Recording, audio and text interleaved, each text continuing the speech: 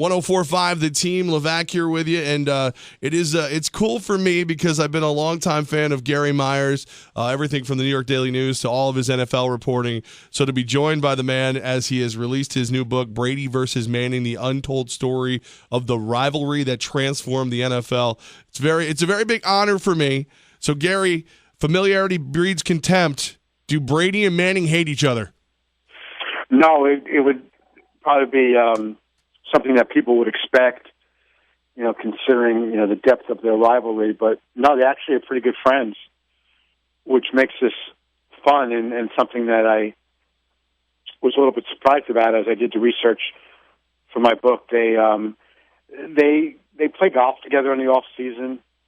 They text each other all the time. They've had dinner with their wives, had dinner with each other's teammates and things like that. So I think they've really, really bonded over the years because, when you think about this era of the NFL, it's Manning and Brady or Brady and Manning, and they really relate to what each of the others goes through. So they've really become good friends. How about the family dynamic? Because we have Peyton Manning coming from this football family. His dad, Archie Manning, played in the NFL. Tom Brady, a sixth-round pick out of Michigan. Have these families built a relationship? Well, I know that their fathers, Tom Sr. and Archie, have become good friends, in this day of cell phones and texting and Skype and all that kind of stuff. Their fathers have become texting buddies every Monday during the football season for the last 5-6 years, where they just really check up on how the other one's kids are doing. And although they've never met, which is really kind of fascinating, that they consider each other good friends now, but they've never met. And, maybe that'll happen someday. Neither one of them travel to road games, so it'll have to be at some other kind of function. Gary Myers joins us. Follow him on Twitter at Gary Myers, NYDN. Great books out there like The Catch, Coaching Confidential, and now New York Times bestseller, Brady versus Manning. So while you're researching these guys, what is some interesting stuff you stumble across? Because, you're researching this, during Deflategate, during, Peyton leaving Indy and going to Denver. Give us some of the good dirt you dug up. Well, if I do that, then no one's going to buy the book. Just a taste, Gary, just a taste. It's like you want me to give you the end of the story of a novel or something like that, so you don't have to read it. Well, it's interesting, though, because the novel doesn't end yet, right? They play again this week, so. Yeah, I think, some of my favorite chapter in the book was I went to Michigan and sat with Lloyd Carr for a while. And he was Brady's coach at Michigan. And, I just basically said, here's my question. This guy is the greatest quarterback in NFL history. How come you redshirted him? How come you sat him for 2 years? And how come in his last 2 years he had to look over his shoulder at Drew Henson? Did you have no idea what you had? And we just took it from there. And there's some really interesting insight from Lloyd Carr, just about how when you get a kid when he's 18 years old, you don't really know what he's going to become. And, certainly Tom Brady wasn't Tom Brady, except in name only, at 18 years old. He really developed into, obviously, an unbelievable quarterback. The funniest chapter in the book, and I really enjoyed writing this one, they're both really, Hall of Fame practical jokers. And some of the shenanigans they pulled over the years is just priceless. And the bottom line that their teammates told me is the moral of the story is never mess around with somebody who makes more money than you because they can easily one-up you. And these guys have done some pretty creative things. Back to the Lloyd Carr scenario with Tom Brady. And Brady kind of working his way because he was behind Brian Greasy. There was Drew Henson breathing down his neck for that spot. How does Brady and maybe even so much his family think of Lloyd Carr? Well, Tom's father still holds a grudge against Lloyd Carr. He felt he didn't treat Tom fairly at Michigan, and to this day, he still harbors ill feelings, towards him. Tom, on the other hand, wrote Carr a really nice note when he retired from Michigan, I forget what year that was, but several years ago. And I know when Coach Carr's grandson, he was only 5 years old, passed away recently after suffering from cancer, that Tom reached out, and I'm not sure if it was just on Facebook or he actually sent them the note or whatever, but I know Tom, expressed his condolences, and I wouldn't be surprised if he's actually spoken to him.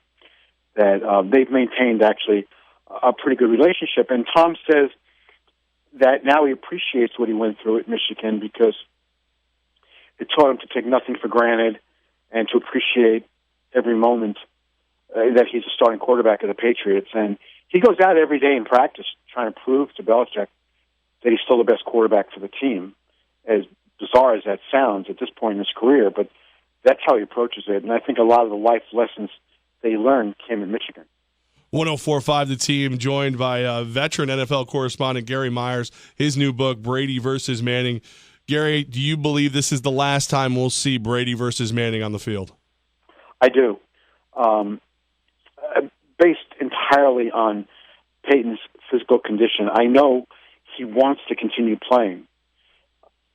There's nothing about the game right now that would force him into retirement. He's not tired of the practice or the preparation or the meetings and the off season. He still loves all that stuff.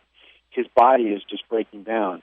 And I have a very hard time imagining that he's going to want to put himself through it, one more time. Like, for what?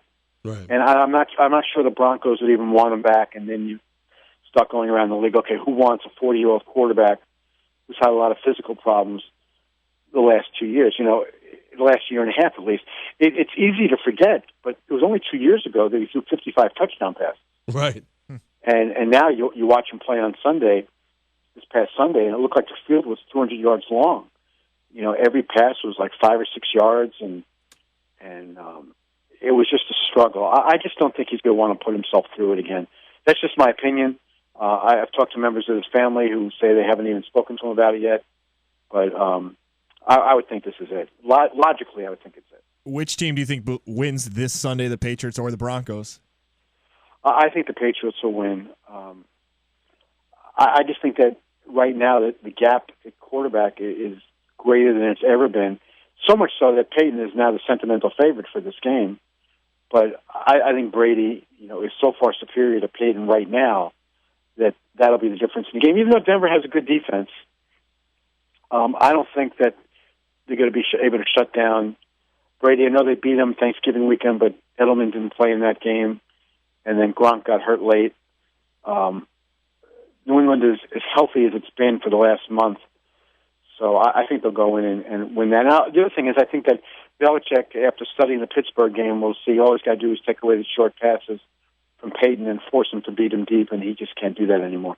Gary Myers, great books out there like The Catch, Coaching Confidential, and now New York Times bestseller Brady versus Manning, joining us here on 104.5 The Team. Gary, I got to ask a favor. Can your next book be The Mind of Rob Gronkowski? Well, Gronk came out with his own book already, so I have to admit I haven't had a chance to read it yet. He might have delved into his own mind there, and there might not be anything left for me to really explore that he hasn't already put out there. I just feel like you would find a different angle than he would. Yeah, that's probably true, but we'll see. I have to get inspired. Writing a book is a 2.5-year process, and I put a lot into it. And after writing a book and now going through the promotion of it, you kind of need a little bit of a break in between books to recharge your battery. But I'll keep that one under consideration. I appreciate it. Thank you so much for your time today, Gary. Yeah, if I can just mention that anybody who wants the book can get it on Amazon or any of the local bookstores up in the Albany area.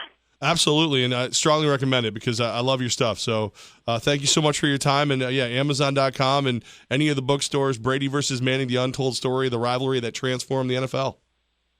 Thank you very much for having me on.